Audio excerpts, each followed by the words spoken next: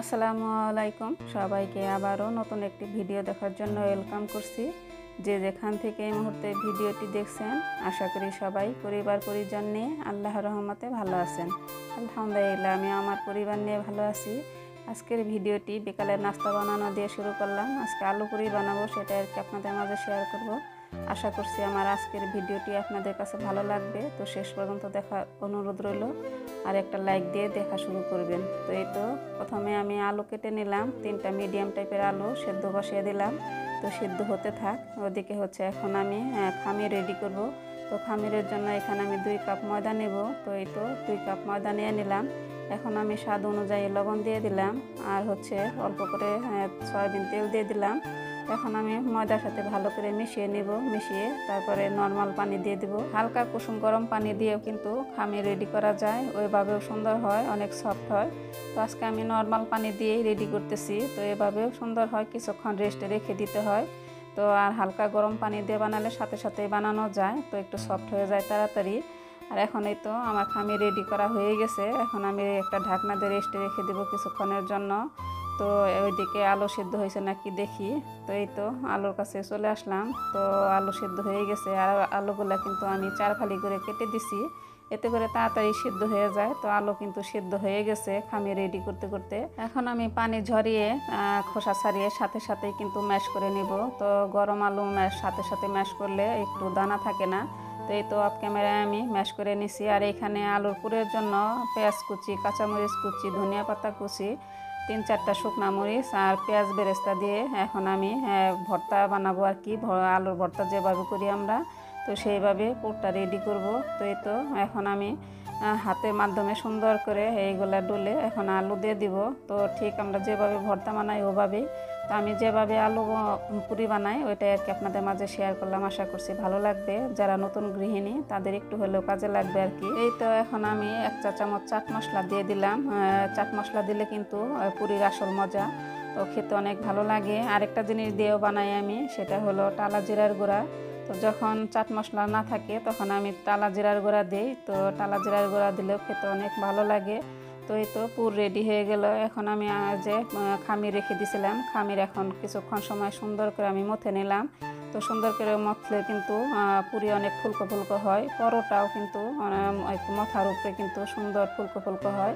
তো আমার পরোটাও মাসাল্লাহ অনেক ফুলকো ফুলকো হয়, আর পুরি বানালেও সুন্দর ফুলে। তো এই তো বানানো শুরু করে দিলাম। তো দেখেন আজকে বেলাবেলির ঝামেলা ছাড়াই আমি পুরি বানাবো। আমি সব সময় কিন্তু হাতের মাধ্যমে চেপে চেপেই পুরি বানাই, আমি কখনোই কিন্তু বেলুন দিয়ে বেলে বানাই না, ওইভাবে বানাতে পারি না। তো ওইভাবে বানাতে গেলে ভিতরে পুরটা বের হয়ে আসে। তো আমার কাছে খুব সহজ মনে হয় হাত দিয়ে চেপে চেপে বানালে। তো এই তো পুর ভরে নিলাম, আমরা যেভাবে কিন্তু যে সিদ্ধ পুলি পিঠা বানাই ঠিক সেইভাবে পুর ভরে নিলাম। আর আলু একটু বেশি করেই দিই আমি, এতে করে আলু পুরি খেতে বেশি ভালো লাগে। তো একে একে এখন আমি সবগুলো বানিয়ে নেব। আর একটা প্লেটের মধ্যে রেখে দিলাম ময়দা ছিটিয়ে। তো ময়দা ছিটিয়ে দিলাম এই কারণে নিচে যেন না লেগে যায়।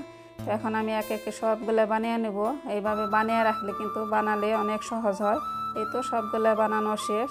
এখন আমি যেটা আগে রাখছি সবার আগে ওইটা আমি বানাবো। তো এইভাবে কিন্তু আমি পরোটাও বানাই, এইভাবে বানিয়ে রেখে দিলে ওইগুলো সফট হয়, তাড়াতাড়ি মেলতে সুবিধা হয় আর কি। তো এইভাবে আমি পরোটাও বানাই, পরোটাও খুব তাড়াতাড়ি বানানো যায়, সুন্দর হয়। আর এই তো দেখতে পেলেন হাত দিয়ে চেপে চেপে আমি বানাচ্ছি।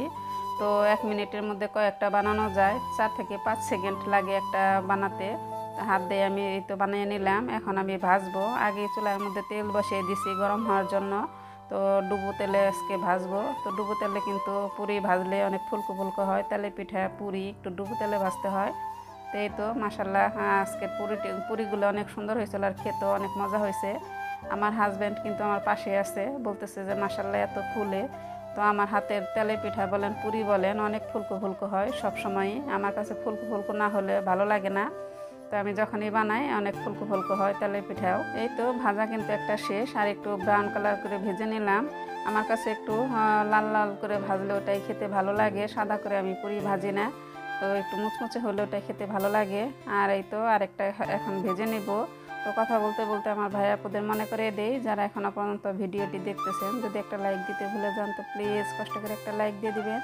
আর যারা নতুন ভাইয়া আপু আজকে এই ভিডিওটি দেখতেছেন, তো যদি আপনাদের কাছে ভালো লাগে ভিডিওটি, তাহলে একটা লাইক দিয়ে সাবস্ক্রাইব করে আমার পাশে বন্ধু হয়ে থেকে যেতে পারেন। আর যারা অলরেডি এই কাজটি করে ফেলেছেন, আপনাদেরকে জানাই অসংখ্য অসংখ্য ধন্যবাদ। এই তো সবগুলো পুরি কিন্তু ভাজা শেষ, মাশাআল্লাহ সবগুলো অনেক ফুলকো ফুলকো হয়েছে, অনেক সুন্দর হয়েছে। তো এখন একটা আপনাদের সামনে খেয়ে দেখি কেমন হলো। তো আপনাদের খাওয়াতে পারলে অনেক ভালো লাগতো, তো খাওয়াতে তো পারবো না। আর বাবার ছেলে কিন্তু অপেক্ষা করতেছে, তাদের এখন খেতে দিব। তো এই তো এখন হচ্ছে কয়েকটা পুরি বেঁচে গেছে, আমি কিভাবে ফ্রিজে সংরক্ষণ করে রাখি তো সেটা একটু বলে দেই। তো এখানে কিন্তু 6টা বেঁচে গেছে, এইগুলো আমি একটার পর একটা পলিথিন দিয়ে তারপরে আমি এই যে একটা বক্সের ভরে রেখে দিব ফ্রিজে। এইভাবে সংরক্ষণ করে রেখে দিলে যখন ইচ্ছা তখন কিন্তু বের করে ভাজা যায় বা নাস্তা করা যায়। আমার ছেলে তো সন্ধ্যায় নাস্তা লাগে, ভাজা পোড়া পছন্দ করে। আমি যখনই বানাই একটু বেশি করে বানাই, ফ্রিজে রেখে দেই, তো যখনই চাই তাকে ভেজে দেই। তো এই তো এখন হচ্ছে চা খাবো, তো অফ ক্যামেরায় চা বসিয়ে দিছিলাম। তো পুরি খাওয়া হলো, চা না খেলে কি হয়। তো ছেলে তো আমার চা পছন্দ করে, এই তো 3জনের জন্য চা বানিয়ে নিলাম।